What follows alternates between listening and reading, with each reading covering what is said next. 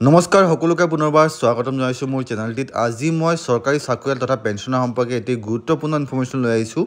ভিডিঅ'টি আৰম্ভ কৰাৰ আগত সকলোকে এটি ৰিকুৱেষ্ট, আপোনালোকে কাইণ্ডলি মোৰ ভিডিঅ'টি স্কিপ নকৰাকৈ শেষলৈকে চাই থাকিব। 42 দিনৰ বিশেষ CL লাভ কৰিব চৰকাৰী কৰ্মচাৰীয়ে। অংগদান কৰা চৰকাৰী কৰ্মচাৰীসকলে 42 দিনৰ বিশেষ আকস্মিক ছুটি লাভ কৰিব বুলি ৰাষ্ট্ৰীয় অংগ আৰু কলা সংৰক্ষণ সংস্থাই ঘোষণা কৰিছে। এই ছুটিৰ উদ্দেশ্য হৈছে চিকিৎসালয়ত ভৰ্তি হোৱা আৰু অস্ত্ৰোপচাৰৰ পিছত আৰোগ্য লাভ কৰাকে ধৰি আৰোগ্যৰ সময়। কৰ্মচাৰী আৰু প্ৰশিক্ষণ বিভাগে এই নিৰ্দেশ জাৰি কৰিছে, যিটো এতিয়া NOTTO ৱেবছাইটত উপলব্ধ।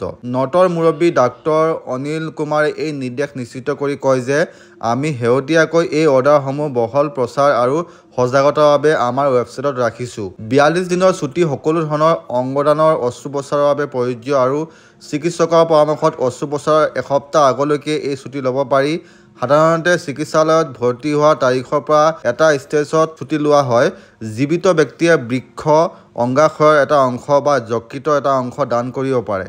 এই অংগবোৰে হয় আয়তন হ্ৰাস কৰি কাম কৰিব পাৰে, নহয় দান কৰাৰ পিছত পুনৰ উৎপাদন হ'ব পাৰে। কোনেনো নিজৰ অংগ দান কৰিব আৰু তাৰ কাৰণে ছুটী ল'ব? আচলতে এই অৰ্ডাৰখন দিয়াৰ উদ্দেশ্য হ'ল, হয়তো আছে কিছুমানে নিজৰ অংগ দান কৰিব বিচাৰে নিজৰ ৰিলেটিভক, চ' তাৰ কাৰণে এটা বিশেষ স্পেচিয়েল লিভ দিয়া হৈছে 42 ডেজৰ কাৰণে। নৰ্মেলি আমি CL লওঁ আৰু এই CLক ইয়াত নাম দিয়া হৈছে বিশেষ আকস্মিক ছুটী, মানে special casual leave for 42 days. So' এয়া আছিলে আজি ইনফৰমেশ্যন। আশা কৰিছোঁ আপোনালোকে মোৰ ভিডিঅ'টি চাই উপকৃত হৈছে।